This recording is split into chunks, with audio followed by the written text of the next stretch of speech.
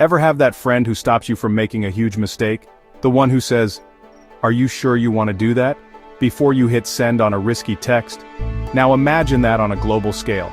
Instead of a text, it's billion-dollar trade deals. Instead of your friend, it's Mark Rutte, the new chief of NATO, stepping up to warn world leaders. Rutte's message: think twice before making choices that could fuel conflict and threaten global peace. When a leader like Rutte speaks, it's not just politics, it's about your future, your security, and the price of peace. This is the story of that warning and why it matters to you. So, what exactly is NATO? What does it stand for? And what role does it play on the global stage? Think of it as the world's most exclusive and arguably most powerful group chat. A digital table where global security is constantly being discussed. It's a coalition of 32 countries, a significant number representing a large portion of the globe, including major players like the US, the UK, and France, nations with considerable global influence and military might, all promising to come to each other's defense, standing shoulder to shoulder if any one of them is attacked. A unified front against potential aggressors. That's all thanks to Article 5, the ultimate "I got your back" clause, a binding agreement that ensures collective security. For over 75 years, this alliance has been a cornerstone of international security, maintaining the peace by making sure no one in their right mind would want to mess with the group. But NATO isn't solely about military power and strategic defense. It's also a political alliance, deeply involved in sharing crucial intelligence, running joint military exercises to enhance interoperability, and actively promoting stability across the globe. So, when the head of NATO speaks, people listen. He's essentially the admin of this global chat, the one who keeps the conversation on track. His words carry the combined weight and influence of all 32 member nations. That's precisely why Rutte's warning isn't just empty talk or political posturing. It's a carefully considered message emanating from the very backbone of global security. And when he singles out specific countries, you know the situation has reached a critical level and it's time to pay attention. So what exactly did Mark Rutte articulate that's causing such a stir on the international stage? What specific concerns did he raise, and to whom were these pointed remarks directed? He directly called out India, highlighting their economic activities with Russia amidst the ongoing conflict.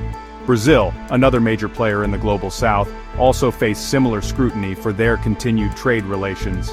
And China, the world's second-largest economy, was included in this stern warning, saying, "You simply can't claim neutrality in the Ukraine conflict while simultaneously helping to prop up Russia's economy through trade and financial support."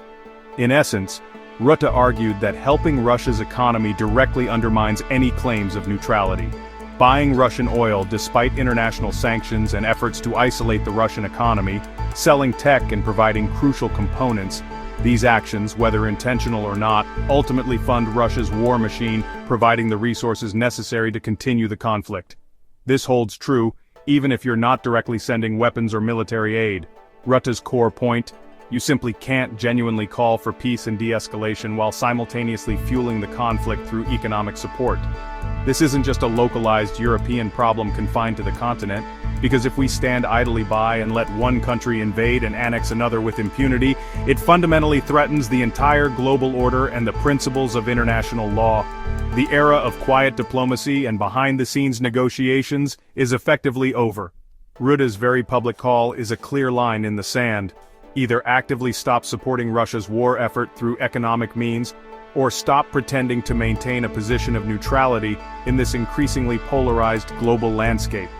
He's explicitly not asking them to join NATO or any other Western military alliance, but simply to align their actions and economic policies with their stated commitment to peace and de-escalation.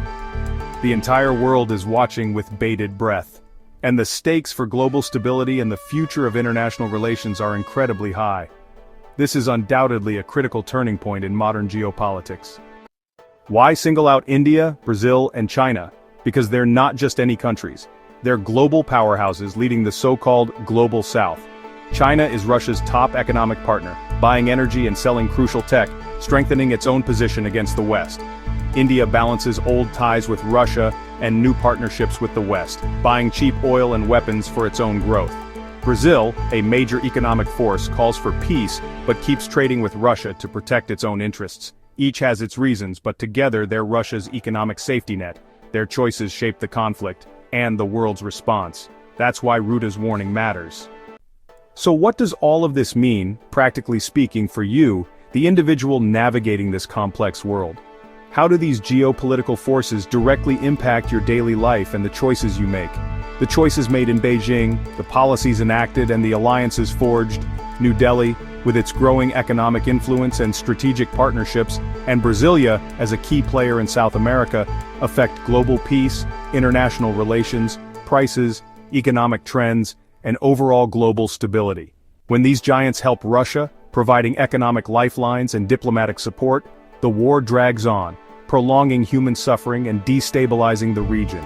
And the world feels the impact through rising energy costs, food shortages, and increased geopolitical tensions. Rutte's warning asks a crucial question that demands careful consideration. When does national interest, the pursuit of a country's own goals, endanger global security, the collective well-being of all nations? Can you truly be neutral, standing on the sidelines if your actions, even indirectly, fuel war and exacerbate conflict? As future leaders, innovators, and informed consumers, your awareness of these interconnected issues truly matters. What you buy, the products you choose to bring into your life, who you support, the companies and brands you endorse with your purchasing power, it all connects, weaving into the intricate web of global politics and economics. Your Amazon cart, seemingly a simple collection of desired items, is in reality a political statement. Where do your products come from? What countries and companies are you indirectly supporting? What values do you support? Are you prioritizing ethical labor practices, environmental sustainability, and responsible sourcing? The future isn't just in the hands of world leaders and political decision makers.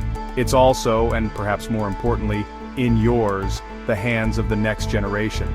Stay curious, continue to learn and expand your understanding of the world, ask critical questions, challenge assumptions, and demand transparency, and demand a world where prosperity doesn't come at the cost of peace, justice, and environmental sustainability. Let's be the generation that gets it right, the generation that prioritizes people and planet over short-term profits and political gain.